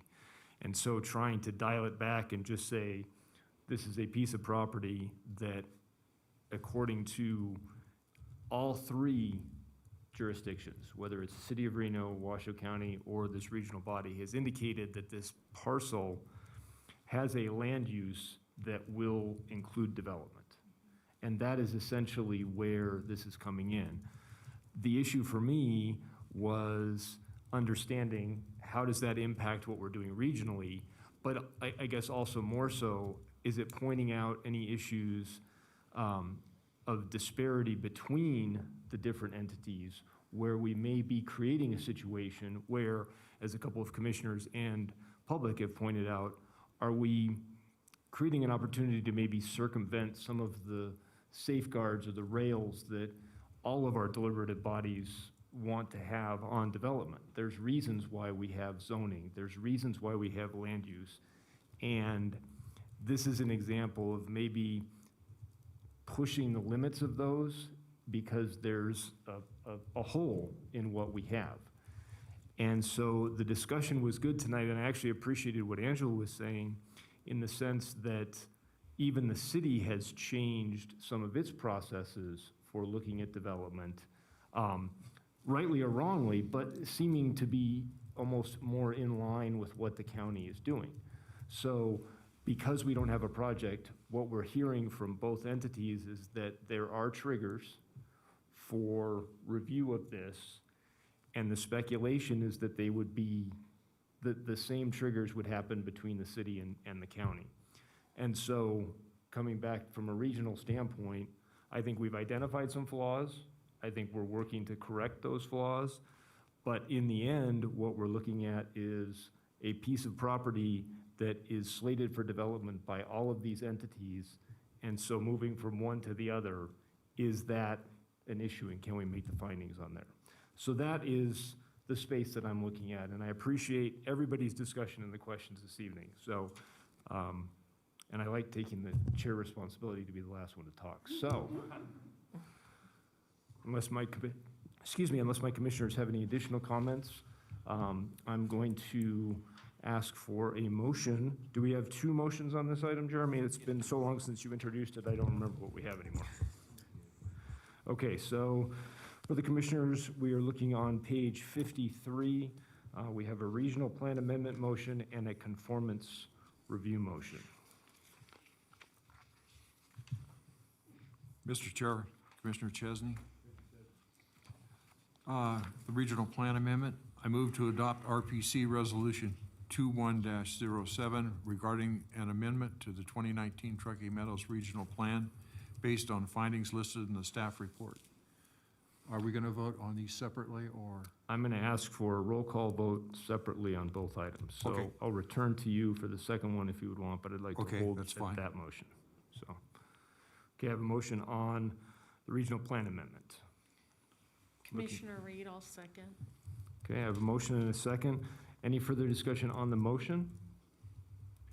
With that, I'll ask the clerk for a roll call vote, please. All right, certainly. Kathleen Taylor, No. Kate Nelson, Aye. Kyle West, Aye. Larry Chesney, Aye. Mark Johnson, Aye. Peter Gower, Yes. Sarah Chavilicek, Aye. Scott Carey, Aye. and Shelley Reed. Aye. I believe we have, Thank you. yes, 8 in favor and 1 against. Motion passes 8-1. And then I'm looking, I'll turn it back to you, Commissioner Chesney, for the second motion. Okay, on the issue of conformance review, I move to find the Mogul SOI removal amendment to the City of Reno Master Plan in conformance with the 2019 Truckee Meadows Regional Plan based on the findings listed in the staff report. Commissioner Reed, I'll second that again. Okay, I have a motion and a second. Any discussion on this item? Okay, again, Damien, I'll ask for a roll call. Thank you. Of course, you're welcome. Kathleen Taylor, No. Kate Nelson, Aye. Kyle West, Aye. Larry Chesney, Aye. Mark Johnson, Yes. Peter Gower, Yes. Sarah Chavilicek, Yes. Scott Carey, Aye. and Shelley Reed. Aye. Thank you. I have 8-1 vote on that one as well. Okay. Anything further on that item, or are we moving on? Just want to double check with legal. We all good? Okay. All right. With that, I will move on to item 4C. Or 7C. Sorry, 7C. I had to turn the page. 7C. Thank you, Mr. Chair. For this item, we're going to be looking at a short presentation and training segment about the Wildland Urban Interface. That's going to be led by Nate Kusha, and he is on Zoom. It's been a while since we've seen you, Nate. Hello, welcome back. Oh. All right, so I'm going to share my screen here. So a few meetings back, I don't know how long it's been now, I haven't been around for a while, but you guys requested some information on the Wildland Urban Interface and a presentation kind of about what that is and what are the issues therein. So we're going to go over that briefly in the presentation here, just kind of a high-level overview. And we did add some materials onto the RPC training portal for you guys to take a deeper dive into if you want to check that out. And that can also go towards your RPC training or required training hours. So with that, starting with quick overview. So the Wildland Urban Interface concept was first introduced in the 1970s by a senior physicist at Stanford Research Institute. Nate, can I interrupt you? Yeah. Your slides aren't working. Oh, no. Hasn't gone to slideshow. I think it needs to go to the slideshow, maybe? I thought it did. If you just Do you want to see go it? through them like that, that would probably be okay. Do you see it now? It'd be better if you could max it like a presentation view, please. Yeah, is it F5 maybe? Is that the, I don't know if that. Yeah, I mean, on my screen, it's showing that it's next here. Well, let's go through it as it is now. If you can just advance the slides, I think we can read them. Okay, are you on the Now it's the title second, page? yeah, the WUI Okay, overview perfect. slide. Thank you. If you want Perfect, to okay. also share, okay, cool. Yeah, sorry about that. Not sure why the full screen isn't working, but okay, yeah. So as I mentioned, the urban interface concept, wildland urban interface concept, was introduced in the 1970s by a Stanford Research Institute physicist. There really is no set definition for what the wildland urban interface is. However, definitions always include kind of three main components, which are a human presence, wildland vegetation, and a distance that represents the potential for effects to extend beyond either of these boundaries. So with that, I pulled kind of two definitions out here that are often referred to, one of them being from the Federal Register.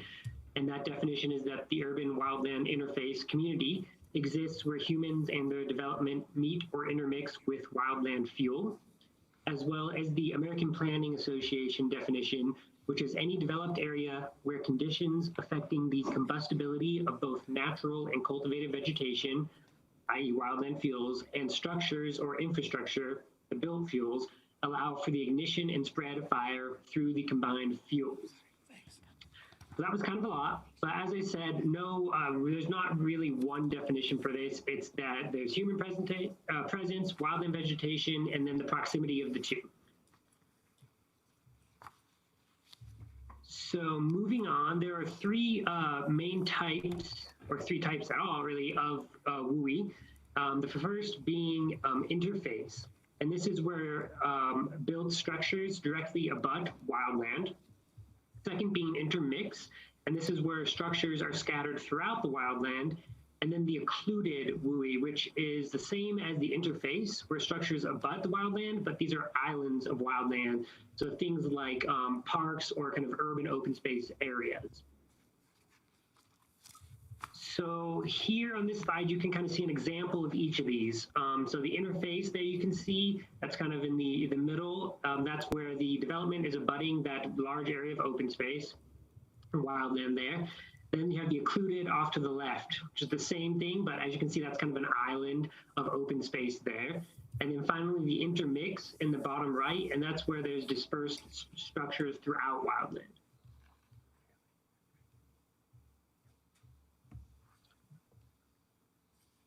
So many of today's wildland urban interface challenges can be traced back to policy and development decisions that kind of unfolded over the last century. And these are primarily two factors. The first being the rapid expansion of development into wildfire-prone areas, including homes and road networks that increased access to these previously remote areas.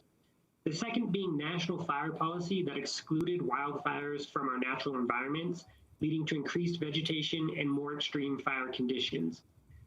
So just a brief explanation on that second factor there. Back before the 1930s, we used to do more controlled burns and things of wildland areas to really cut back on a lot of that vegetation. Since 1930s forward, a lot of our policies have led to being kind of a no fire kind of sentiment. So a lot of that has been restricted, which increases the fuels in the wildland areas. All of this has come from materials that are available on that training portal, as I mentioned, so you can take a deeper kind of delve into what all of that looks like and what all that means. So finally, why does the wildland urban interface keep growing? So despite the risks related to wildfire, living in these WUI area remains an appealing option for many for reasons for things like privacy or a closer connection to nature, proximity to outdoor recreation opportunities, as well as in some areas, more affordable housing options. Additionally, the WUI fire problem has largely been framed as a responsibility of either wildland or structural fire organizations to just quickly put out the fire.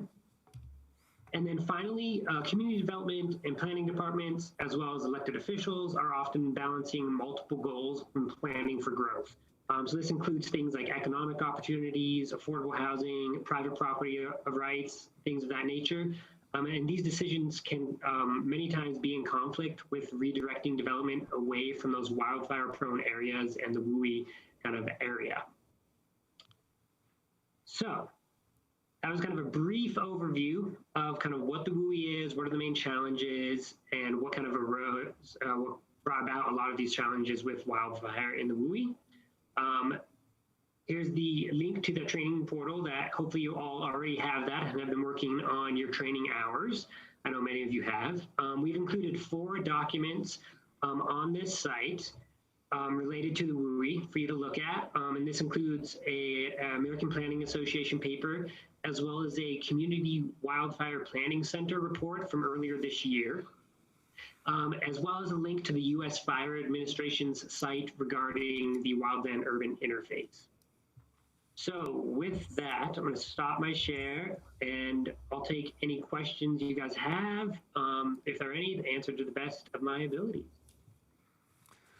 Thank you, Nate. Appreciate that. Commissioner Gower.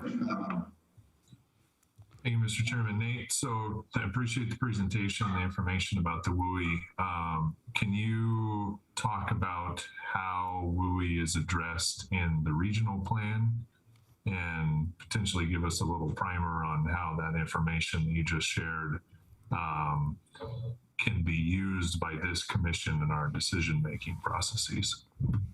Absolutely, yeah. So currently in our plan, I'm not entirely sure of the policy number, but our policy regarding WUI is fairly broad right now. It just requires that the local jurisdiction master plans address the wildland-urban interface in some manner. We don't direct exactly how they do that, mostly because we don't have a whole lot of information ourselves about the WUI area in our region. And, you know, we're doing this research to help bolster that. I think something that can be useful for this information for you guys and utilizing this going forward is that we are working on that natural resources plan, as you all know, and a lot of the data we're going to be getting hopefully can help us to kind of construct maybe in our area what that WUI area is and what are kind of those boundaries, or at least some sort of maybe a buffer zone, if you will, for the WUI.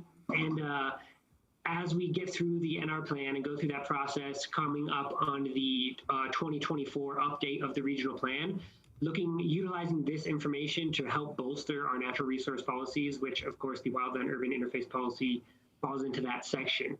So I think being aware of the challenges with the WUI, what that looks like, what it means, and in those discussions, when that update comes along, I think will be highly useful for us as staff to get your guys' feedback to know how you would like to bolster that policy specifically. Yeah, it's great to hear that. Oh, I'm sorry, Mr. Chairman. All you. Keep going, Commissioner Gower. It wasn't me. It wasn't on my end that time. Thank you. Thank you, Nate. Great to hear that this is being considered further in the natural resource plan effort. I'm excited to see how that plays out. I guess a follow-up question with that NR8 policy is the intent of that policy regarding WUI, is it related to regional planning's review of master plans strictly of master plans when they come in for a conformance review, or does it apply to master plan amendments that may be associated with the master plan that regional has reviewed? I will say it's kind of twofold in a sense. We use that policy mainly as a conformance review of an entire master plan when it comes in to make sure that WUI is addressed in some manner. Having said that, when a master plan amendment comes through, we are still looking for that amendment's adherence to that jurisdiction's master plan as well as the regional plan. So if our review of that amendment, if it looks like it's not maybe meeting the policies for WUI set in that master plan, then I would say that that is still not in conformance. So it's kind of twofold. The main usage being for the overarching review of an entire master plan. Thanks, Nate. Appreciate the answers there. Thank you, Mr. Chairman. Thank you, Commissioner Gower. Commissioners, any additional questions of Nate? Commissioner Carey. Sorry, Mr. Chair, I just had a quick question for Nate. I was just curious of what the link is here to this Federal Register notice and the training materials for WUI. Yeah, the Federal Register, that was kind of one of the first written kind of set definitions of what the wildland urban interface is. So you can see that in that document. It also goes into detail in that Federal Register report into, at the time, I think it was in 2001, what areas were identified as WUI in the continental US. So you can take a look at that and kind of what was being said about wildfire management and WUI at that time. That was back in 2001, so it's a little bit old, but that was kind of one of the first major reports on WUI. So I thought it was important to include that. Great, thanks. I'll take a look at that. Thank you, Mr. Chair. Thank you, Commissioner. Any additional questions?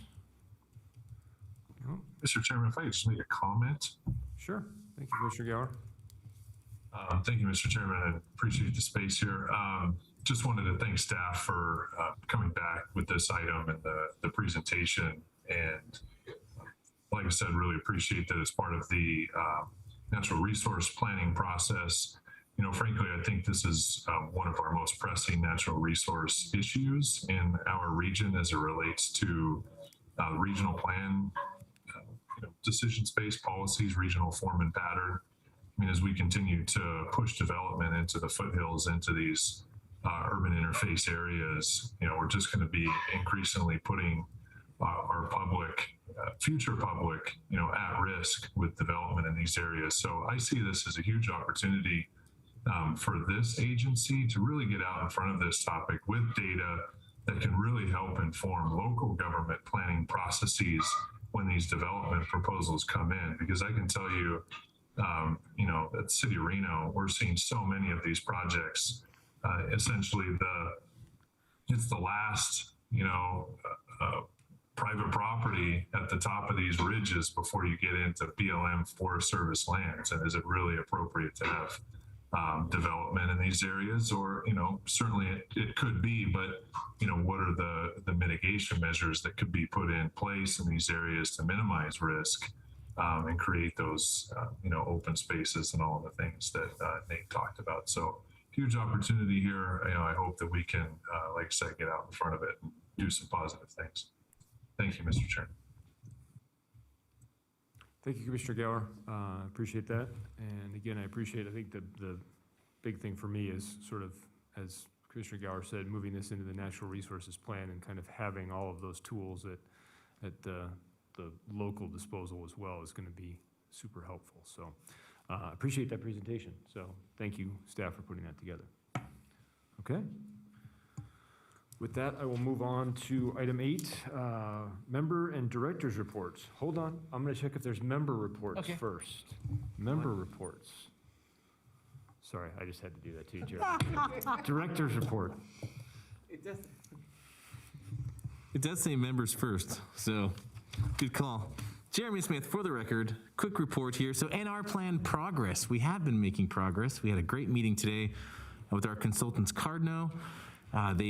We've initiated the data gathering effort. Folks, different entities have been contacted. I think we had an initial list of 60 entities that we sent an email out to, and then a follow-up email from Cardno. And I believe there's only 6 or 7 organizations that haven't responded. So we're actually doing really good in terms of getting a response rate, and we're going to focus in on those to make sure they know we're trying to hunt them down as well. We had a pretty successful I think, presentation at the Nevada APA conference about the NR plan. Chris and Shawnee did a great job presenting, and we got pretty good feedback, I think, and generally.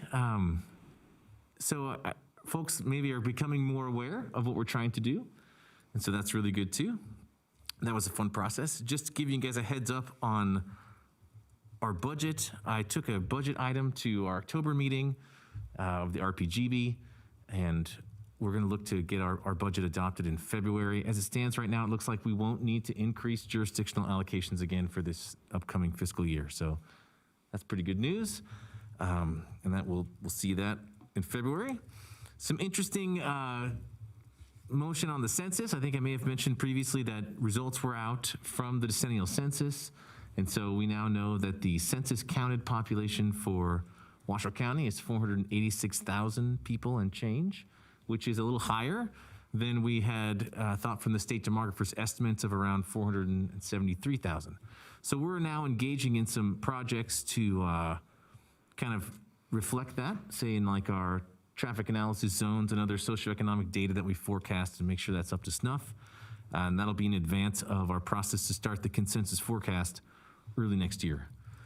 In a similar related sort of topic, I was invited to serve, or to participate rather, on a group that's working out of the University of Virginia's Biocomplexity Institute, where they're looking at improvements to the census. And they're trying, and use of the data. They're basically trying to create something called a curated data enterprise. It's like a big data mashup. Right now, it's pretty, it's very singular how you go and get tables and how you have to link them to geographies. And so they're trying to improve the whole census data delivery and use potential in advance of the 2030 census. So far it's been a pretty small commitment, like a 1 hour thing, but I just wanted to let you guys know I was involved in it, and we'll keep you posted. And then upcoming, with that consensus forecast I mentioned, Chris and I mainly will be reaching out to local jurisdiction planning staff initially to start the annual reporting process. Here we go again, trying to get back at the beginning of the year and, catch up on that. And as part of it, kick off the public infrastructure investment planning process as well. Those things tied together, and we think we'll start with the planning staff before the holidays in anticipation of circling in public works early next year as well with the planning support. So we're making progress there. And after that, all I have to say is happy holidays. Hope we have a great Christmas and Happy New Year, and we'll see you next year. Our next meeting next year, January 13th. Thank you. I believe, just as a follow-up, I think you're coming to do a presentation.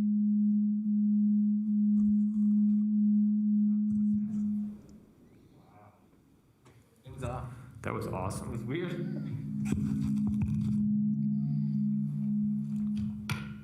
I think it's just mine. I'm just going to sit way back. I think TMRPA staff is coming to the city of Reno to do a presentation for, I think it's our next meeting or our first meeting in January. I believe we ended up having it happen after the holidays, so early next year, and it'll be a presentation about, I think it's population and employment growth is what we're looking to show.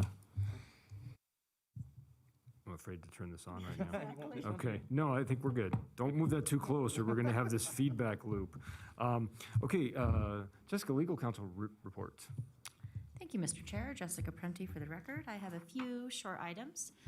First of all, I have not forgotten Commissioner Carey's request for an overview of your bylaws, given the wildland urban interface item tonight.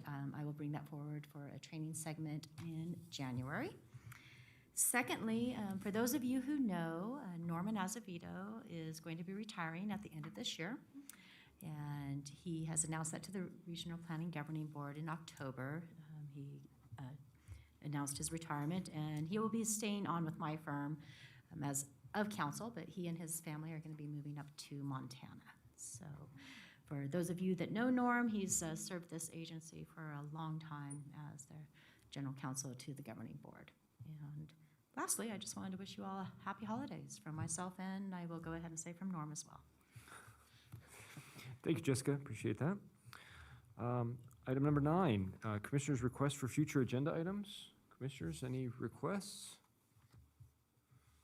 Okay, seeing none, I'll move on to item 10, public comment. Do we have any requests to speak forms under this, or requests to speak for this item? We have not received any that I'm aware of. Okay, thank you. And written correspondence? No, we do not have any. Okay. With that, I guess for the last time prior to all of our happy holidays, I will ask for a motion to adjourn. I have a motion. Who's going to second? Okay, I have a motion and a second. All those in favor, I'm sure. Aye. Aye. Happy holidays to those of you not in the room. And same to you. Here. Same to you. Happy New Year. Thank you, everyone.